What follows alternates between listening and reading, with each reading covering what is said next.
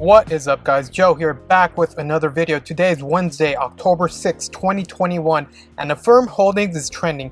Affirm Holdings is up over 20% intraday today. Affirm is trending on the news that they just landed a deal with Target brands to become the premier payment merchant for Target in-store and online. So if you don't know, Affirm offers merchant solutions and they are famous for their buy now, pay later service. That means consumers are able to purchase goods in-store the same day, yet pay at a later time. This is a feature a lot of consumers have been asking for, especially now that the holidays are approaching. On top of this news, a few weeks ago, Affirm also partnered with Amazon to provide the same buy now, pay later feature. So let's go ahead and take a look at some headlines. If we jump over to FinViz, here's one headline.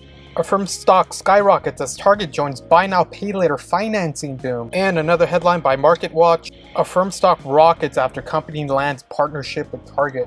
And if we look at some analyst buy ratings, RBC Capital Markets has it as an outperform and a price target of 130. Morgan Stanley has it as an overweight position and a price target of 140. And back in February of 2021, Truist has a buy rating and a price target of 160. So if we look at the weekly chart, we do see that Affirm IPO'd early in 2021 and it had a modest run up to an all-time high of 147. Ever since after that, we have had a massive sell-off, even reaching a low of 47, and we've been trading higher and slowly recovering until today. We did close at a price of 133 with 70 cents. So what I am seeing here is a giant cup and handle formation being made. Your left hand here is your left handle, your rounding base is your cup, your right side here is your handle. And because this is still relatively a new public company, we only have a couple of months to be able to accurately chart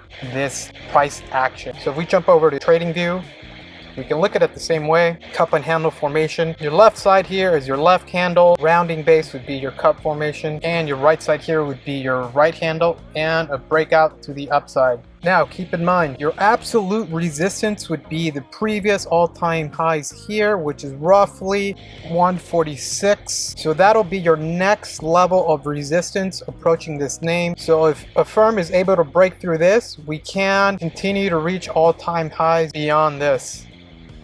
Now, in order to make a more macro view of the chart, we can also draw some Fibonacci retracement zones in order to accurately predict where the stock could be headed next. So what you want to do is grab your Fib retracement tool and drop your first anchor at the lowest point of the stock, bring this out, and drop your second anchor at the previous all-time high, which is here. Great. And we can stretch this out just a tad. Now, as you can see, Affirm was trading between the 61% retracement zone and the 78% retracement zone, which is this zone here, and it was able to break out and push above that. So our next level of resistance would be, as I mentioned earlier, the absolute previous all-time high, which is here, and that's roughly a price target of 147. So now, looking ahead, we can also take a look at some Fibonacci extension levels to see where the stock could be headed next. So beyond the 100% retracement zone, which is here, if we break through that, our next level of resistance would be here, and that is the 127% retracement zone, and that's a price target of $175.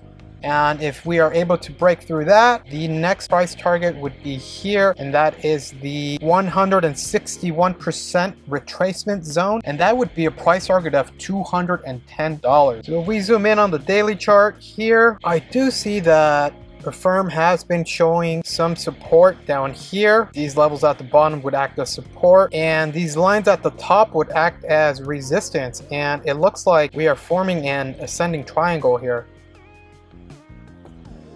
So keep in mind, Affirm is able to bounce around this channel and potentially continue higher once it breaks through this resistance. So I do like this name as a long-term hold. Just keep in mind that it has moved a lot within the last few weeks. It is showing overbought conditions, so tread lightly, tread carefully. This is a name you want to day trade because I do expect volatility along the way, and unless more partnerships are announced, this stock could correct anytime soon. So I hope you found this information helpful. If you have any questions, please leave a question in the comment section. I'll be happy to respond. Don't forget to like and subscribe. I'll see you in the next one.